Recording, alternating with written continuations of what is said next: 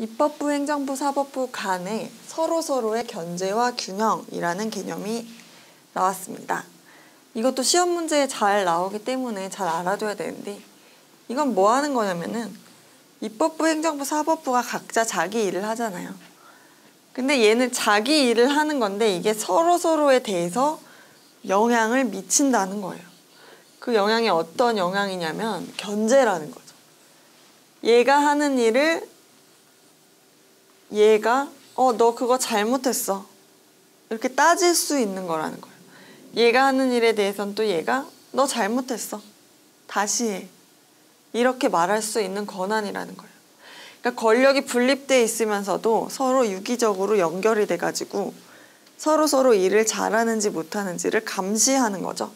그래서 감시를 하기 때문에 최종적으로는 균형을 이룰 수 있다, 이런 뜻이에요.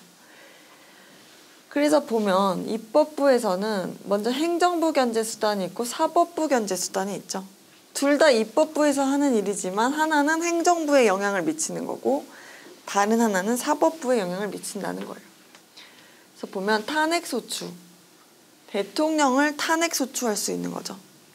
그러면 최종 탄핵 심판은 헌법재판소에서 하겠지만 어쨌든 심판을 청구하면 행정부 입장에서는 압박이 되잖아요.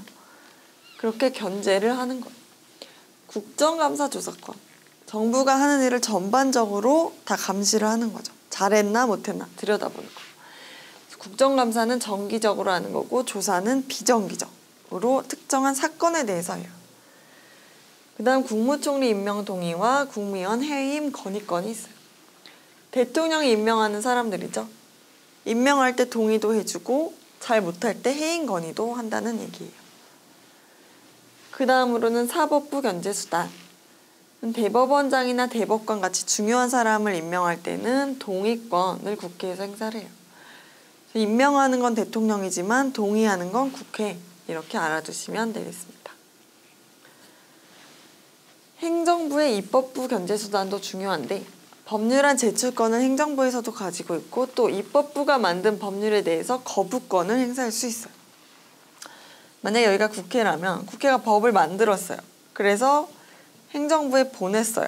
근데 행정부가 다시 되돌려 보낼 수 있다는 거죠. 너네 다시 해와. 이 법 마음에 안 들어. 그럼 국회는 어떻게 해야 돼요? 다시 해야 돼요.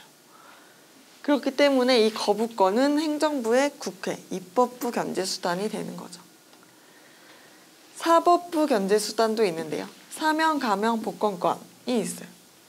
법원에서 사법부에서 이제 재판을 한 거예요. 아, 이 사람 징역 한 20년, 감옥에 20년 있어. 이렇게 했어요. 근데 대통령이 봤을 때 이 사람 이렇게까지 잘못 안 했는데 너네가 재판을 잘못한 거야. 얘 풀어줘. 이렇게 할 수가 있어요. 우리나라에 누구도 이걸 못하는데 누구만 할 수 있어요? 바로 대통령이 할 수 있어요. 사면이라는 거죠. 아무 때나 하면 안 되죠. 네.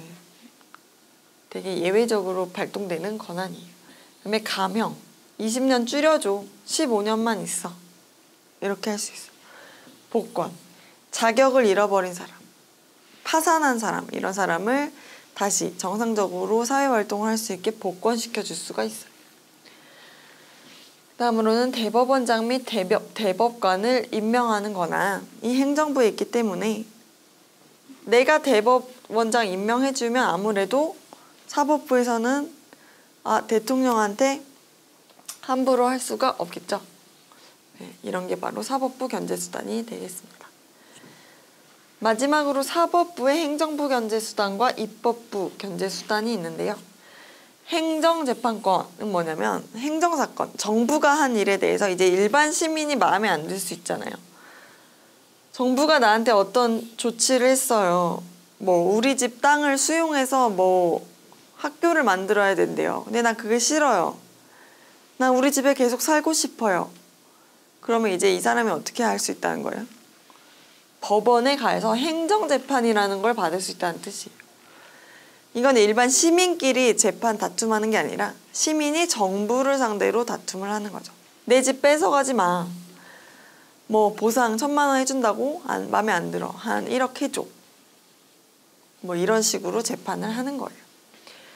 그래서 행정재판권은 이제 사법부가 행정부를 견제하는 수단이죠. 아까와 반대죠. 사명, 가명, 복권은 대통령이 너네 재판 잘못했어. 이렇게 행정부가 사법부를 견제하는 수단이었다면 이제 사법부도 그 반대로 카운터를 할 수 있다는 뜻이에요. 너네 잘못했어. 얘한테 1,000만 원만 주고 땅 뺏어서 학교 지어? 안 돼. 5천만 원 줘. 이런 식으로 정부에서 한 거를 고쳐줄 수가 있어요.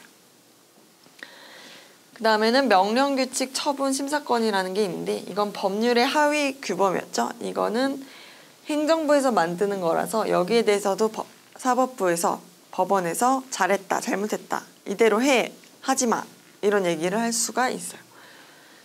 그래서 여기에 대해서는 심사권을 가지고 입법부 견제수단으로는 위헌 법률심판 제청권이 있었죠. 법률은 어디서 만들어요? 입법부에서 만들어요.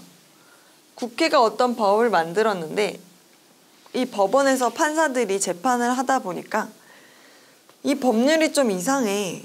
이 법률을 없애버려야겠어. 근데 자기가 직접은 못 없애요. 어떻게 해야 돼요? 헌법재판소에 위헌법률 심판이라는 걸 하도록 청구를 해야 돼요. 그러면 최종적으로 헌법재판소에서 결정을 하죠. 이 법률 없애자. 없애지 말자. 그래서 이거는 사법부의 입법부 견제 수단이 되고 위헌 법률 심판 자체는 헌법재판소의 입법부 견제 수단이 돼요. 이 차이를 잘 알아놓으시면 되겠습니다.